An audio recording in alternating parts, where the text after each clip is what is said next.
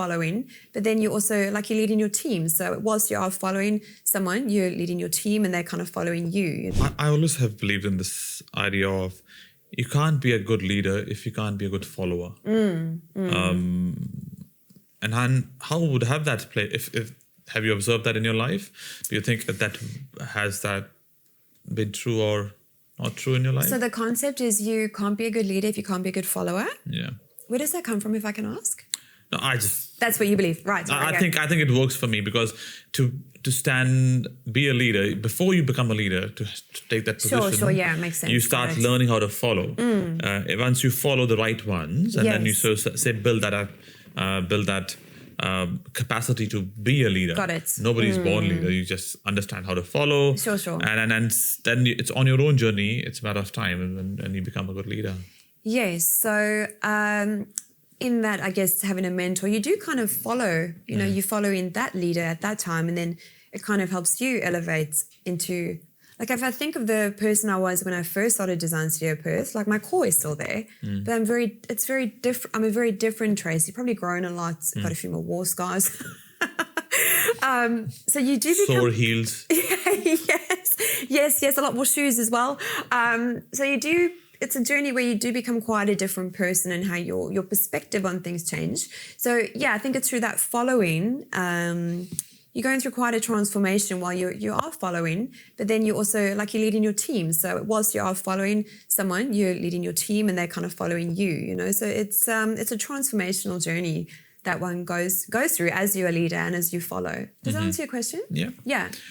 And in terms of the toolkits, of that, somebody who wants to change. Not everybody wants to change. Yeah, true. So it's in a purely personal choice. But in a toolkit of personal evolution, that I want to be different, I want to change, and I want to be. I don't know what I'll be when I'm turned 85. Yeah. But I know what I can see is for the next 3 or 4 years. Sure. That's my next target for myself. So what's that toolkit looks like? What's in the toolkit? To work consistently, consciously, putting time and effort to work on yourself. So drive's a big one. I've always been very, very driven. I did a predictive index thing that was like past the word drive. So I've definitely got drive. I've got a lot of passions in that toolkit. I think reflection has become a great tool for me. I'm still learning. So when something happens, I like to sit with my journal and kind of reflect, well, how could I have shown up better? So reflection is a big one. And I hope I'm answering your question correctly. What else is in there? Resilience and grit.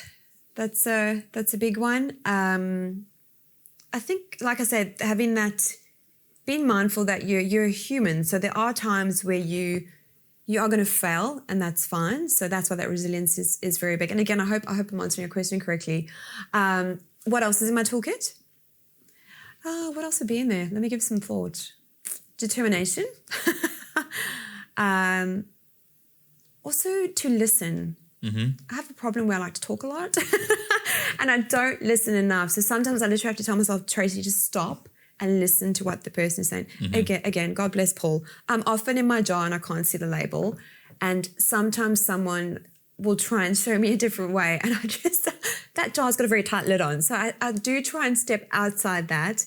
And then I will think about what the person has said. So just getting out of your own head sometimes. I'm an overthinker. I think a lot. And just thinking about, well, so-and-so said this.